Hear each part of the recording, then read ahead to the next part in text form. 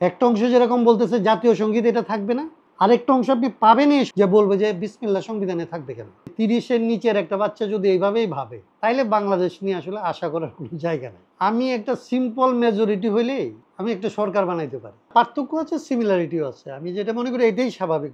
তোমার প্রথমেই বলছিলাম একটা অভ্যুত্থান মানে তো হচ্ছে যে বহু রকমের বহু মত পথ, এমনকি ছাত্রদের মধ্যে তো বহু মত পথ আছে। ছাত্রদের মধ্যে যারা আসলে সমন্বয়ক তারাও তো বহুমতের মানুষ এসছে, কিন্তু বাস্তবতা হচ্ছে যে পরিস্থিতি এমন একটা জায়গায় নিচ্ছে আসছে যে এই সমস্ত মত পথের ঊর্ধ্বে ঐক্যের জায়গাটা, কিছু বিষয় ঐক্যের জায়গাটা আসলে দৃঢ় হয়েছে। সে ঐক্যকে যদি আমরা বলি একটা লাইনে বলা যাবে যে তাদের একটা জায়গা ছিল আকাঙ্ক্ষা যে আসলে রেজিম চেঞ্জ করা, এটা হয়েছে। আরেকটা আকাঙ্ক্ষাকে তারা খুব সুন্দর ভাষায় বলছে যে এই রকমের আসলে স্বৈরাচারী যাতে কেউ না হইতে পারে, তার জন্য আসলে স্বৈরাচারী হয়ে ওঠার যে ভিত্তি স্বৈরতন্ত্র, এই স্বৈরতন্ত্রটার আসলে অবসান করতে হবে। সো এইটা আসলে কোথায় থাকে, এই স্বৈরতন্ত্রের প্রাণভ্রমরাটা কোথায়, এইটা লোকেট করার ক্ষেত্রে অনেকের অনেক ধরনের আসলে অভিজ্ঞতা, তারপরে হচ্ছে আকাঙ্ক্ষা, বয়সের তীব্রতা, এই রকমের জিনিসগুলির তো আসলে একটা পার্থক্য হবে। এই পার্থক্যটাকে আমি মনে করি যে একটা সুস্থ সমাজের লক্ষণ। আমি এখন প্রায় 60 ঊর্ধ্ব একটা মানুষ যেভাবে ভাবতেছি, একটা মানে 30-এর নিচের একটা বাচ্চা যদি এইভাবেই ভাবে তাইলে বাংলাদেশ নিয়ে আসলে আশা করার কোনো জায়গা নেই। ওরা যদি আমার সাথে ডিফার করে, ওরা যদি আসলে আমাকে ছাড়িয়ে যাওয়ার কথা চিন্তা না করে, তাহলে বাংলাদেশ তো সামনে যাবে না। সো আমি ওইগুলিকে এনজয় করি এবং আমি এগুলিকে মানে কি বলে যে আমার সাথে যে বাচ্চাদের বা তরুণদের যে বিভিন্ন সেকশন অফ পিপলের যে যোগাযোগটা হয়, এটা হয় এই কারণে যে আমি এইটুকু অন্তত প্রত্যেকটা জিনিসকে আসলে আমি এইটুকুই এটা রাখি, আমি যে এদেরকে উৎসাহিত করার চেষ্টা করি।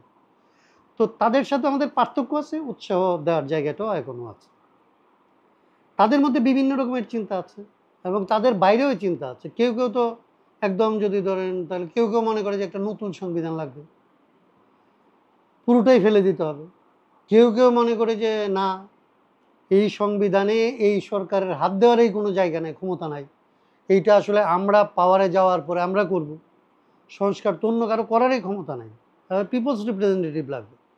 এরা কারা, এরা কিভাবে করবে? একদম পরস্পর বিপরীত চিন্তা আছে। মানে কেউ মনে করতেছে যেটা বিপ্লব এবং বিপ্লবের পরে আমরা অথরিটি, আমরা আসলে কালকে সংবিধান বানাবো।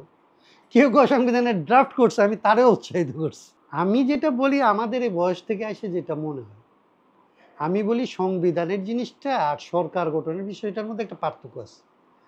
আমি একটা সিম্পল মেজরিটি হইলেই আমি একটা সরকার বানাইতে পারি, কিন্তু একটা সিম্পল মেজরিটি দিয়ে এমনকি এই যে সংবিধানটাকে আমরা ফেলে দিতে চাইছি বা এটার ব্যাপারে আমরা অনেক সমালোচনা করতেছি, এটাও 3/2 পার্লামেন্টও 3/2 না হলে এটার সংশোধনও করতে পারে না। কারণ এইটা হচ্ছে ধরেই নেওয়া হয় যে গোটা এই ভূখণ্ডের যত মানুষ আছে তাদের আসলে এক ধরনের তাদের মধ্যে একটা ঐক্যের সূত্র এই সংবিধানের ভেতরে থাকে। তাইলে আমি কেবলমাত্র সিম্পল মেজরিটিতে যদি আজকে জিতে যাই, জিতে গিয়ে যদি আমি এটা চাপায় দেই, তাইলে এই সিম্পল মেজরিটি আগামীকাল এটা আসলে উল্টে যাইতে পারে, উল্টে গিয়ে এটাকে আবার কেউ উল্টায় দিতে পারে। কিন্তু এরকম শিক্ষা নিয়েই বলা হয় যে শিক্ষার কারিকুলামে প্রতি বছর 20%-এর বেশি আসলে চেঞ্জ করা উচিত না, তাইলে শিক্ষা আসলে লং রানে এফেক্টেড হয়। আরেকটা দেশের সংবিধান তো মানে এই 53 বছর পরে আমরা একটা ব্যাপক আলোচনা করতেছি এটা করার জন্য, আবার তো 5 বছর পরেই আমরা করতে পারবো না। তবে আমাদের আকাঙ্ক্ষার জায়গাটা হচ্ছে যে যারা পেছনে আছে, যারা আসলে মনে করে যে এখন একদম করাই যাবে না, তাদেরকেও আলাপে নিতে হবে। যারা আসলে কালকে এটাকে একদম নিজেদের মতো একটা করে ফেলতে চায়, তারাই নিজেদের সবচেয়ে অগ্রসর মনে করে, তাদেরকেও আলোচনায় নিয়ে আসলে আলোচনার পরিবেশটা করতে হবে। এবং সংবিধানটা চেঞ্জ যদ্দূরে আমরা করতে রাজি হই, এটা করতে হবে এরকমভাবে দুইভাবে। একটা হচ্ছে পদ্ধতিগতভাবে যেরকম সাস্টেনেবল হয়, আমরা যেরকম বলতেছি নির্বাচনের ভেতর দিয়ে। আরেকটু হচ্ছে মনস্তাত্ত্বিকভাবে সমাজের অবস্থানের ভিতর থেকে, সমাজের যে রাজনৈতিক শক্তি, সমাজের যে সামাজিক শক্তি, তাদের দিক থেকে এটা অ্যাকসেপ্টেবল হওয়া লাগবে। অ্যাকসেপ্টেবল না এরকম একটা ডকুমেন্ট আমরা চাপায়া দিলে এটা কালকে আসলে যে অগ্রসর হইলে, আফগানিস্তানে ধরো সোভিয়েত ইউনিয়ন এসে একটা খুব অ্যাডভান্স কনস্টিটিউশন দিচ্ছে, টিকে নাই, যেহেতু পেছনে গেছে, এবং সেটা ব্যাকফায়ার করাটার আমি বিপক্ষে। আমি এদ্দূর আগাইতে চাই, একটা বয়সে তোমাদের মতো আরও কম বয়সে তো বিপ্লব করতে চাই। এখন তো আমি চাই এইটুকু যে যদি আমি 5 কদম আগাই, আমি যেন 5 কদম আগাই, আমি যেন এর জন্য আবার 10 কদম না পিছাই। সেই জন্য আমি মনে করি যে সংবিধানের জায়গাগুলি এইভাবে আসলে সমাধান করা উচিত আমাদের, যে এই 53 বছরের অভিজ্ঞতায় আমরা যেন এটাকে অগ্রসর করতে পারি, আমাদের সংকট সমাধানের দিকে যাইতে পারি। ভবিষ্যতে যেন যেইগুলি আমরা সমাধান করবো এগুলি যেন আবার বুমেরাং না হয়, তারপরে হয়তো আরও সামনে যাবে। সংবিধানকে আরও সামনে যাইতে হবে, আরও মানবিক, আরও গণতান্ত্রিক। আমরা তো গণক্ষমতাতান্ত্রিক বাংলাদেশ দেখতে চাই, আমাদের আকাঙ্ক্ষার বাংলাদেশ তো এরকম। আমার সংবিধান তো নিশ্চয়ই, আমি যে সংবিধান স্বপ্ন দেখি সেই সংবিধান তো আসলে একটা সাম্যের সংবিধান। তো সেই সংবিধান তো আমি চাই, কিন্তু এটা তো আজকে আমি পাবো না। কিন্তু আজকে পাবো যদ্দূর, আমি ওদ্দূর ছাড়ারও পক্ষে না। এইটা একটা সুযোগ, এটা গোল্ডেন অপরচুনিটি। ছাত্রদের কাছে আমাদের কৃতজ্ঞ থাকতে হবে এই কারণে যে এরা আসলে বাইনারি বাইঙে একসাথে হওয়াটার পথ দেখাইছে, শিখাইছে। এখন ছাত্ররা যদ্দূর শিখাইছে, আমাদের উচিত হচ্ছে এটাকে আরও বড় করতে পারে। এর বাইরেও মানুষ আছে, আমি তো চাইবো যে আরও বেশি মানুষকে কিভাবে এর ভেতরে নিয়ে আসা যায়। এবং এইটাই হওয়া উচিত। বাংলাদেশ যদি আসলে কলোনিয়াল পলিটিক্স থেকে বেরোতে চায়, বাংলাদেশ যদি তার দুর্ভাগ্যকে আসলে কবর দিতে চায়, তাহলে তার প্রথম যেটা লাগবে এটা হচ্ছে আসলে বাইনারি বলো আর অন্য যে পদেই বিভাজন হোক, বিভাজনের বাইরে বাংলাদেশের জনগণকে আসতে হবে। এখন এইটা প্রবলেমটা হয়, আমরা তো বাইনারিতে অভ্যস্ত হয়েছি দীর্ঘ দীর্ঘ সময় ধরে। এইটাকে আসলে অতিক্রম করার জন্যে সবসময় সুযোগ আসে না বাংলাদেশে। এখন যে সুযোগটা আসছে, সবাই যদি আসলে আমরা একটু কি বলবো, যে যদি একটু সহনশীল হইতে পারি, খুব বেশি আশাবাদী না হই, খুব বেশি উচ্ছ্বসিত না হই, খুব বেশি অন্যকে আসলে এক্সক্লুড করে দিয়ে আমি একদম নির্মূল করে দিব, অমুক কিছুকে এক্সক্লুড করে দেব, বাংলাদেশটাকে সর্বাঙ্গ সুন্দর করার জন্য অমুকদেরকে নাই করে দেব, এই চিন্তাটা থেকে বের হয়ে আসে যদি আমরা মনে করি যে যারা আছে সবাইকে নিয়ে এটাকে একটা সর্বাঙ্গ সুন্দর করব, এবং এখানে আইনের শাসন করব, যারা দায়ী তাদের শাস্তির ব্যবস্থা করব, কিন্তু যারা দায়ী না তাদেরকে কোনোভাবেই আমি আসলে এর মধ্যে শাস্তি ভোগ করতে দেব না, এইটুকু যদি অ্যাটিটিউড কেবলমাত্র নিতে পারে এইখানকার এখন যে বিজয়ী শক্তি, অভ্যুত্থানের শক্তি, মানে আমরা বলবো যে আমরা সবাই বাংলাদেশের, আমরা এখন যারা মানুষ, তাদের সবার সমর্থনের সরকার তো এটা। তো ধরে নিই যে এই সরকার যদি এইটুকু অন্তত এনশিওর করতে পারে যে যারা আসলে দায়ী তাদেরকে আসলে বিচারের বাইরে আমরা যাইতে দেব না, যারা দায়ী না তাদেরকে কোনোভাবেই আমরা আসলে বিপদগ্রস্ত করব না, এইটা যদি আসলে স্ট্রিক্টলি মেনটেন করার জন্য যে আবহাওয়াটা তার তৈরি করতে হবে, সে আবহাওয়াটা তৈরি করলে বাংলাদেশ আসলে বাইনারির বাইরে যাবে। এটা গোল্ডেন অপরচুনিটি। দুইভাবে দেখি, আমার কাছে মনে হয় যে একটা হচ্ছে যে আমাদের এখানে এই 7 তারিখ পর্যন্ত আমরা যারা আন্দোলনে ছিলাম, মানে নির্বাচনের আগে, তখন পর্যন্ত এখানকার প্রায় প্রতিষ্ঠিত রাজনৈতিক দলের কর্মীরা পর্যন্ত এটা এস্টাবলিশ করছে যে বাংলাদেশের কোনো পরিবর্তন সম্ভব না যদি না আসলে বাইরের শক্তিরা এই সমস্ত জায়গায় আসলে ভূমিকা নেয়। তো এইটার একটা ছাপ আছে, কিন্তু ছাত্রদের আন্দোলনের কিংবা এই ছাত্র নেতৃত্বের এবং এই তরুণদের যারা এই আমাদের সাধারণ মানুষের আন্দোলনে একটা বড় অর্জন হচ্ছে যে তারা এই মিথটাকে ভাঙতে পারছে। আসলে এটা বাইরের শক্তি দিয়ে না, বাইরের শক্তি জানার আগে এটা আসলে ঘটনা ঘটছে। বাইরের শক্তি যদি আসলে জানতে পারতো যে এখানে এই ঘটনাগুলো এইভাবে ঘটবে, তাইলে বরং এটা ঘটানো অনেক কঠিন ছিল। সো উল্টো দিক থেকে, মানে উল্টোটা যে সত্য এটা এস্টাবলিশ করছে ছাত্র নেতৃত্ব। তো এটারে কালার রেভলিউশন অমুক তমুক যা কিছু বলার বলতে চাইতে পারে, কারণ দুনিয়া তো ইন্টারলিঙ্কড এখন, এটা কারো না কারো ইন্টারেস্ট আছে এখানে, কেউ না কেউ এসে সমর্থন করবে, কেউ না কেউ বিরোধিতা করবে, এগুলি পাওয়াই যাবে। এটা একদম গ্লোবাল ভিলেজ, এটা অস্বীকার করার কোনো জায়গা নেই। সো কিন্তু এরা ফ্যাক্টর না, ফ্যাক্টর ছিল আসলে আমাদের এখানকার মানুষ, এটা এস্টাবলিশড। এটার জন্য আর কোনো থিওরি লাগবে না, এটা এটা চোখে দেখা গেছে, আমরা দেখছি। পরের জেনারেশনের জন্য এটা থিওরি লাগতে পারে, আমরা যারা চোখে দেখছি আমাদের জন্য কোনো থিওরি লাগবে না। 2 নাম্বার হচ্ছে আমি যেটা মনে করি যে কিছু সিম্বল থাকে, কিছু সিম্বলকে অ্যাটাক করার ভেতর দিয়ে তারা একটা ফিলোসফিকে কোনো একটা অ্যাটাক করে। এটা সবসময়ই ঘটে, সব জায়গায় ঘটে। এবং সবসময় একটা জিনিস আমাদের দেশে যেটা ঘটে, আমি যেটা বলি যে ক্রম প্রয়োজনীয় বিষয়ে তর্ক বেশি হয়। তর্ক মানে আমি বলবো যে আলোচনাই যদি বলি, পজিটিভ অর্থে যদি বলি, বাংলাদেশে কম প্রয়োজনীয় বিষয়গুলি নিয়ে যত বেশি আলোচনা হয়, প্রয়োজনীয় বিষয়কে সেইভাবে আলোচনার মধ্যে আনা যায় না, আনলে রাখা যায় না। এইটা হচ্ছে এইখানে এস্টাবলিশমেন্টের একটা বিরাট দক্ষতা এবং যোগ্যতা। এইখানকার মিডিয়া, পত্রিকা, টেলিভিশন, বুদ্ধিজীবী, বিশ্ববিদ্যালয় যা কিছু চিন্তার পরিসর তৈরি করে, তাদের সবার মধ্যে এই জিনিসটা তারা খুব সহজে ইনজেক্ট করতে পারে। ওদেরকে ওইভাবেই ট্রেন আপ করা হয়, ওইভাবে তারা বিষয়গুলিকে আসলে উত্থাপন করতে পারে, যে এটা উত্থাপন করলে তাদেরকে যেই পথে শিক্ষিত করা হয়েছে তাতে সে ওইখানে বাধ্য হয়ে এলিউট হইতে, ওইখানে চাপায় পড়তে চায়। জাতীয় সঙ্গীত, এই সমস্ত মূর্তি ভাঙা, এগুলিকে আমি হাসিনার রেজিমের পলায়ন, এর তুলনায় কোনোভাবেই কোনো একটা গুরুত্ব দিয়ে আলাপ করার মতো বিষয় হিসেবে আমি এটা দেখতে চাই না। আমি এইটাকে দেখতে চাই না এর চাইতে গুরুত্বপূর্ণ বলে যে এখন পর্যন্ত বাংলাদেশে যত ছেলে আহত হয়েছে, তাদের এই 1 মাসের মধ্যে এখন পর্যন্ত, আমি গতকালকে যমুনা টেলিভিশনে বলছি যে তাদের যে ধরনের চিকিৎসা আসলে তারা পাইতে পারত, যে চিকিৎসা, যে অ্যাটেনশন তারা ডিজার্ভ করে, এটা যে আমরা দিতে পারি না, এটা নিয়ে কোনো আলাপ হয়নি। দিতে পারি না এটা নিয়ে আলাপ পর্যন্ত হয়নি। এই যে পরিবারগুলি 800, 900, 1000 পরিবার যারা আসলে, যাদের সন্তানরা নিহত হয়েছে, তো ছাত্রদের কথাটা নিয়ে আমরা অনেক কথা বলতেছি।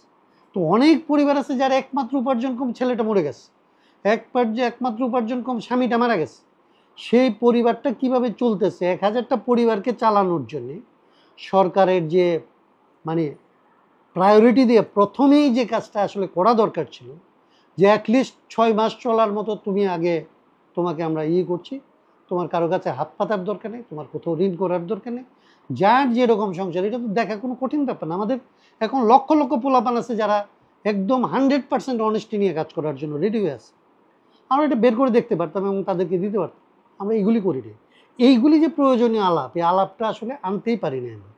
তার মধ্যে আসলে আমি যে জন্য আমরা বলছি যে পরে হয়তো তুমি আলাপ তুলবা, কিন্তু আমি এখনই বলি যে সংবিধান যারা পরিবর্তনের কথা বলে না, পুরোটা পরিবর্তনের কথা বলে, আমি অনেক সময় বলি যে ভাই, এই সরকারকে আপনি কতদিন সময় দেবেন? এই সরকার আসলে কতদিন বিতর্কের ঊর্ধ্বে থাকতে পারে? এই সরকার বিতর্কের ঊর্ধ্বে থাকতে থাকতে আপনার ভালো কাজগুলি, বাইনারিতে পড়ার আগে ভালো কাজগুলি তো করে নিতে হবে।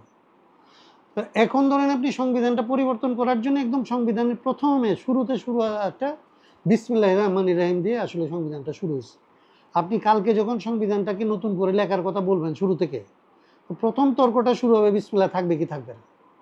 একটা অংশ যেরকম বলতেছে জাতীয় সঙ্গীত এটা থাকবে না, আরেকটা অংশ আপনি পাবেন এই সমাজের মধ্যে যখন এটা ওপেন করবেন, যে বলবে যে বিসমিল্লাহ সংবিধানে থাকবে কেন। এবং এই বিতর্কটা আপনি শেষ করে ক্ষমতার অংশটা পর্যন্ত পৌঁছতে পারবেন, যেখানে গেলে ক্ষমতা স্বৈরতান্ত্রিক হয়ে ওঠে, যে ক্ষমতার কারণে প্রধানমন্ত্রী আসলে কাউকে তোয়াক্কা করা লাগে না, যে ক্ষমতার কারণে আসলে কখনো নির্বাচন দিয়ে সরকারকে মানে শান্তিপূর্ণ পথে সরানো যায় না, সেই ক্ষমতার জায়গাটা পর্যন্ত আপনি লোকেটই করতে পারবেন না। তার মধ্যে সরকারের মেয়াদ শেষ হয়ে যাবে, মানুষ সরকারের বিরুদ্ধে আসলে আপত্তি জানাইতে শুরু করবে। আপনার যে অপরচুনিটি তৈরি হয়েছে, আমাদের শহীদরা যেই কারণে আসলে জীবনটা দিছে, সেই জিনিসটা আসলে আপনি ক্ষতিগ্রস্ত করে ফেলবেন। সো এটা হচ্ছে খুব গুরুত্বপূর্ণ যে কোন কোন তর্ক, কোন কোন কাজ, কোনটা এখন কতদিনের মধ্যে করা সম্ভব এবং কাদেরকে দিয়ে কোন কাজটা আগে করায় নিতে হবে, এই প্রায়োরিটিটা ঠিক করা হচ্ছে খুব ব্যাপার। প্রায়োরিটিটা পলিটিশিয়ানদের ঠিক করার ব্যাপার, প্রায়োরিটিটা পলিটিক্যাল পার্টিগুলির ঠিক করার ব্যাপার, প্রায়োরিটিটা গভর্নমেন্টের ঠিক করার দরকার, এখানকার চিন্তকদের ঠিক করার দরকার। তরুণদের উপর আমি এতটা করতে চাই না, বার্ডেন করতে চাই না, কিন্তু তারা তো আর তরুণ নাই, তারা তো এখন আসলে নেতৃত্বের জায়গায় আছে। সেই জায়গা থেকে তাদের উপর বার্ডেন আসলে পড়ছেই, সেই জায়গায় তাদেরকেও আমরা ভাবতে বলি যে আসলে প্রায়োরিটি কোনটা করবেন, কতদূর আসলে এখন আপনি অর্জন করতে পারবেন, সেইটাকে এনশিওর করেন। আমার কাছে এখন পর্যন্ত মনে হয় যে আসলে প্রথমত তো হচ্ছে প্রায়োরিটি সেট হয় নাই। আমাদের এত মানুষ যে আসলে জীবন দিল, তারা যে আসলে ঢাকা বিশ্ববিদ্যালয়ে আসলে অন্যভাবে এভাবে প্রশ্ন করা উচিত না, কিন্তু আমি যদি বলি যে ঢাকা বিশ্ববিদ্যালয়ের আমরা কত সন্তান হারাইছি, আর আমরা শনি রাখরাই কত মানুষ হারাইছি, সেইটা দেখলে আমরা বুঝতে পারবো যে আসলে কারা যুক্ত হয়েছে এই আন্দোলনে এবং তার ক্ষোভের কারণটা কি। তার ক্ষোভের কারণ তো সংবিধান না, তারা সংবিধান জানে না, কিন্তু তার ক্ষোভ হচ্ছে তার বাচ্চাকে তো সে খাবার দিতে পারে না। তার বাচ্চা যে আসলে বৈষম্যটা দেখে, সেই বৈষম্যটার মধ্যে যে সে অপমানিত হয়, সে অপমানের আসলে সে শোধ দিতে পারে না। সে দারিদ্র্যের কারণে তো সে অপমানিত হয়। তার চোখের সামনে অন্য একটা মানুষ তার উপরে তো আসলে কাদা ছিটে চলে যায়। তার সন্তানের জামা কাপড় নষ্ট করে দিয়ে আরেকজনের সন্তান তো গাড়ি করে চলে যায়, এবং সে সারাদিন পরিশ্রম করে এটার কোনো সুরাহা করতে পারে না। সেই মানুষগুলির আসলে যে দাবি দেওয়া, আমরা এটাকে বলি যে অর্থনৈতিক ব্যবস্থাপনার একটা সংস্কার। আমাদের একটা পোস্টার ছিল যে আমরা 10 বছরের পাচারের একটা ডাটা দিছিলাম, এবং এটা আমরা 18 সালে বলছিলাম। তখন পাচারকে আমরা পলিটিক্সের এজেন্ডা করতে পারিনি। আমরা বলতাম যে সবচেয়ে বড় যে ক্রাইসিস সেটা কী জন্য পলিটিক্সের এজেন্ডা হয় না, এটা একটা সময় পর্যন্ত আমার লেখালেখি তো আছে। তো আমরা ওইটা একটা পোস্টার করে আমরা বলছিলাম যে যে পরিমাণ টাকা প্রতি বছর পাচার হয়, বা 10 বছরে যেটা পাচার হয়েছে বা 15 বছরে পাচার হয়েছে, সেইটা দিয়ে প্রায় প্রত্যেকটা ইউনিয়নে একটা করে আমার ইন্ডাস্ট্রি তৈরি করা সম্ভব। এবং তাইলে আমার এখানে আসলে কাজ করার জন্য মানুষ, আমাদের ছেলেরা যেরকম সমুদ্র পাড়ি দিয়ে এখন কাজ করতে যায় কিংবা গিয়ে গণকবরে লাশ হয়ে পড়ে থাকে, বাইরের মানুষ তো আমার এখানে কাজ করতে আসার কথা। আমাদের বাচ্চারা যে পরিমাণ টাকা এখানে আসলে নিয়ে আসছিল, কিংবা আমাদের মানুষেরা যা উৎপাদন করছে। তো আমি বলতেছি যে এই জায়গাটার সাথে এই যে তাদের মুক্তির, যে তাদের কর্মসংস্থান, তাদের মুক্তি, তাদের মানে সম্পদের মালিকানা তাদের কাছে দেওয়া, তাদের তথাকথিত মেগা প্রজেক্টের বদলে তাদের আসলে উন্নয়নের প্রজেক্টকে আসলে যে সাবস্টিটিউট করা, অথবা তাদেরকে ওইগুলিকে আসলে প্রায়োরিটাইজ করা, এই জিনিসগুলি এখন পর্যন্ত আমাদের কোনো রাজনৈতিক দলও আসলে আমরা সামনে আনি নাই, অন্য কেউ আনে নাই। এটা একটা দুর্ভাগ্য, এবং সেই জন্যে সরকারকে আমি খুব বেশি দায়ী করব না, কারণ সরকার তো এটা আমরা তো তাদেরকে আসলে ডেকে এনে বসাইছি, ছাত্ররা ডেকে এনে বসাইছে। তারাও তো কেউ সরকার পরিচালনার জন্য প্রস্তুত ছিল, কিংবা তারা রাজনীতি করতো এরকম। আমরা যারা রাজনীতি করি, আমরা যারা এই অভ্যুত্থানটার মধ্যে ছিলাম, আমরা হয়তো 4-5 বছর থেকে রাজনৈতিক দল করতেছি, 3 বছর থেকে, যারা 14 বছর 15 বছর থেকে এখানে এই রেজিমের বিরুদ্ধে ওইভাবে লড়াই করছে, তারা কেউ কিন্তু আসলে এটাকে লোকেট করে নাই, তারা কিন্তু ওইদিকে আলো ফেলে নাই, তারা কিন্তু বলে নাই। এইটার জন্যে আমার কাছে মনে হয় যে প্রথমত ওই যে আমরা বলি চিন্তার সংস্কার করতে হবে। আমরা এখন এই যে সংবিধানের সংস্কারের পাশাপাশি বলি যে রাজনীতির সংস্কারটা লাগবে। আমরা এই দাবিটা যুক্ত করতে গেছিলাম, তার আগেই এই ঘটনাগুলি ঘটছে। তো আমরা এখন বলি যে রাজনীতির সংস্কার করতে হবে, এবং রাজনীতিকে ওই জায়গাগুলি, তার যে মেইন আসলে স্টেক হোল্ডার, যাদেরকে দিয়ে পরিবর্তনটা হয়, যারা পরিবর্তনটা করে, তাদের প্রতি আসলে চোখ ফেলা এবং তাদেরকে প্রায়োরিটিতে রাখা। এই রাজনীতিটা আমাদের এখান থেকে, লেফটরা দুর্বল হওয়ার পর থেকে এই রাজনীতিটা আমাদের এখান থেকে অনেকাংশে আড়ালে চলে যাচ্ছে। এইটা আসলে হইতে পারে, এটা খুব দুর্ভাগ্যজনক হবে যদি আসলে যারা জীবন দিল তাদের দিকগুলো আমরা না দেখি।